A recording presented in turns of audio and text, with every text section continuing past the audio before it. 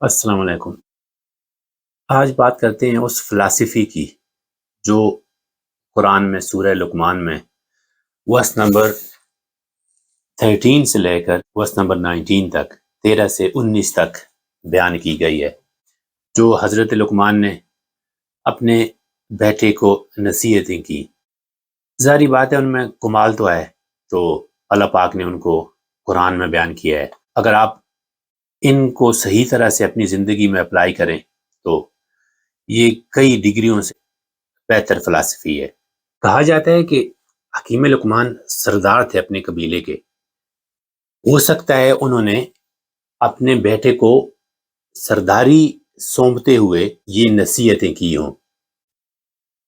یہ کچھ عام نصیحتیں نہیں ہیں، یہ اللہ پاک کو اتنی پسند آئیں اور ہماری کامیابی کے لیے اتنی ضروری ہیں کہ اللہ پاک نے ان کو قرآن میں بیان کیا ہے۔ افسوس کہ ہم نے کبھی قرآن کی طرف توجہ ہی نہیں دی کہ قرآن کیا کہہ رہا ہے۔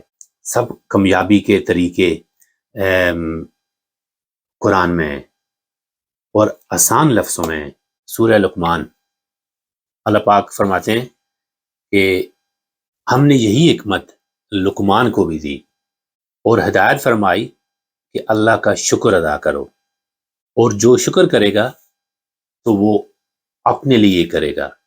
ہماری شکر کرنے سے یا نا شکرہ ہونے سے اللہ پہ کوئی فرق نہیں پڑنے والا، لیکن ہم پہ بہت فرق پڑتا ہے۔ آپ اپنی زندگی میں دیکھ لیں دائیں بائیں، جو انسان ہر وقت شکر ادا کرتا ہے اس کے چہرے پہ آپ کو سکون نظر آئے گا، اس کی زندگی میں، اس کے خاندان میں۔ اور جو نہ شکرہ ہے وہ ہر وقت کمپلین ہی کرتا رہتا ہے، گلے ہی کرتا رہتا ہے، تو اس کی زندگی میں اور زیادہ مصیبتیں اور پریشانیاں آتی رہتی ہیں۔ یہی حکمت ہم نے لقمان کو عطا کی تھی۔ لقمان نے پھر اپنے بیٹے کو آگے جا کے وہ جو حکمت منتقل کر رہے ہیں ان میں کیا کمال ہے۔ اگر آپ روزانہ اس ویڈیو کو 30 دن تک دیکھیں، ان کو سیکھیں اور اپنی زندگی میں اپلائی کریں تو آپ دیکھنا کیسی چینج آئے گی۔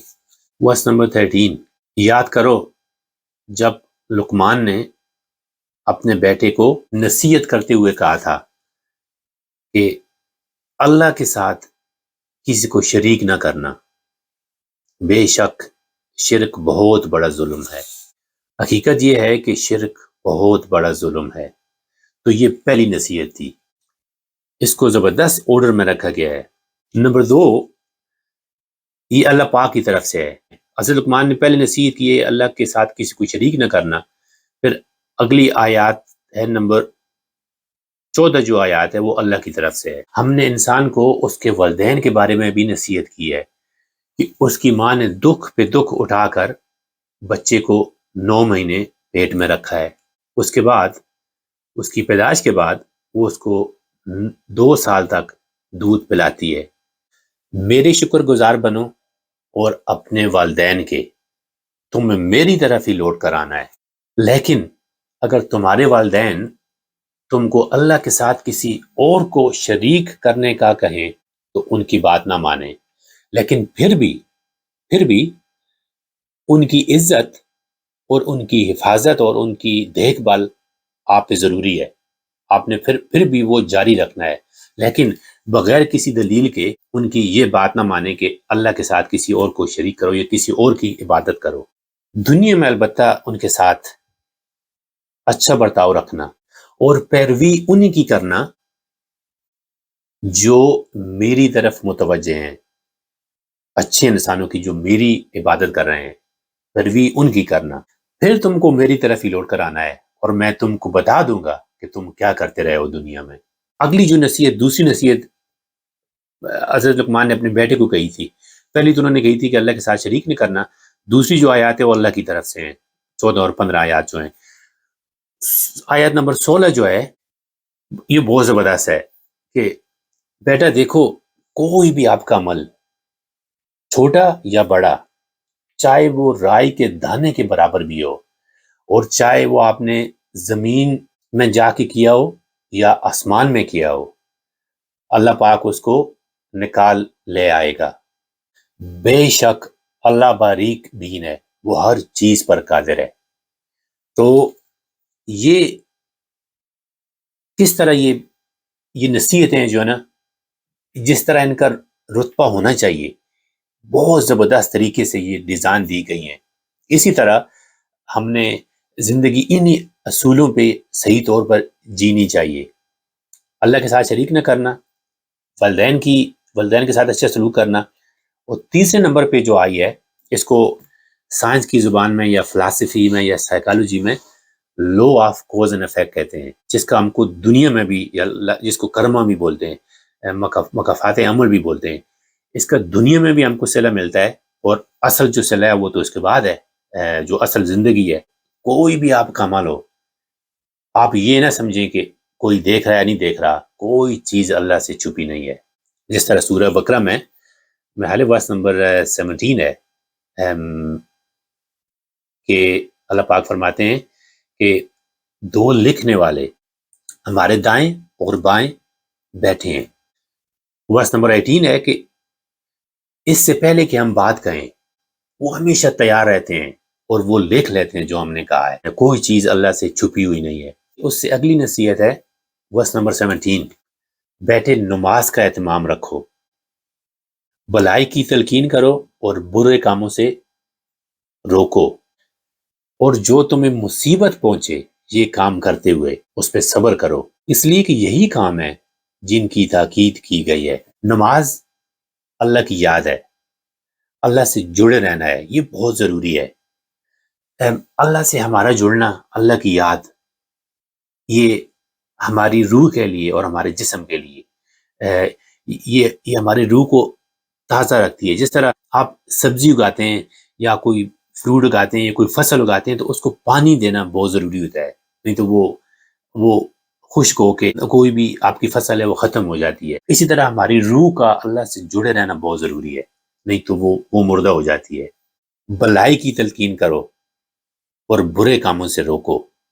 اس سے پتہ چلتا ہے کہ جو لوگ حق پہ ہیں ان پہ مصیبتیں آئیں گی.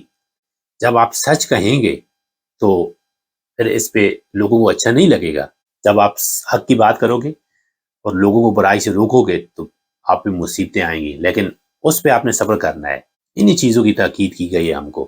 ورس نمبر 18 کہتی ہے اور لوگوں سے بے رخی نہ کرو اور زمین پہ اکڑ کر نہ چلو.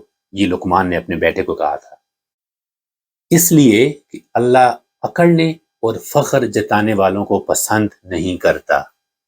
اپنی چال میں میانہ روی اختیار کرو اور اپنی آواز پست رکھو، دھیمی رکھو، نیچے رکھو، لو رکھو. حقیقت یہ ہے کہ سب سے بری آواز گدھے کی ہے. گدھا کیا کرتا ہے؟ اپنا گلا اور دوسروں کے کان پھاڑتا ہے. آپ نے کبھی غور کیا ہمارے معاشرے میں جو لوگ تقریریں کر رہے ہوتے ہیں وہ کس طرح گلے پھاڑ پھاڑ کے کر رہے ہوتے ہیں؟ اسلام تو ہم کو یہ نہیں کہہ رہا، قرآن تو یہ نہیں کہہ رہا. قرآن تو ہم کو کہہ رہا ہے کہ سلیقے سے، طریقے سے، ادب سے، دھیمی آواز میں بات کرو، بجائے اس کے اپنا گلا اور لوگوں کے کان پھاڑو. اللہ کو فخر پسند نہیں ہے، اکڑ کر چلنا پسند نہیں ہے، اونچی آواز میں بات کرنا پسند نہیں ہے. تو یہ تھیں کچھ نصیحتیں جن کو بہت زبردست طریقے سے ترتیب کیا گیا ہے. اللہ پاک نے بہت زبردست طریقے سے بیان کیا ہے. اگر ہم ان کو اپنی زندگی میں اپنائیں اور اپنا معمول بنائیں ان کو، تو آپ دیکھنا آپ کی زندگی دنیا میں ہی جنت بن جائے گی. یہ بہت زبردست فلسفی اور فری ہے آپ کے لیے. آپ کو کوئی یونیورسٹی جوائن کرنے کی ضرورت نہیں ہے، کوئی فیسیں ادا کرنے کی ضرورت نہیں ہے. خود بھی اس پہ عمل کریں اور بچوں کو بھی سکھائیں. بار بار اس کو قرآن لیں اور ترجمے کے ساتھ پڑھیں. یہ سورہ لقمان ہے، ورس نمبر 13 سے لے کر 18 تک.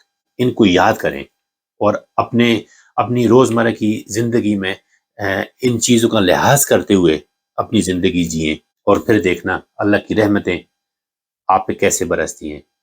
دعاؤں میں یاد رکھنا اللہ پاک ہم سب کا حامی و ناصر ہو، اور اللہ پاک ہم کو ہدایت والی اور ایمان والی اور ان نصیحتوں پہ عمل کرنے والی زندگی عطا فرمائے. آمین. السلام علیکم.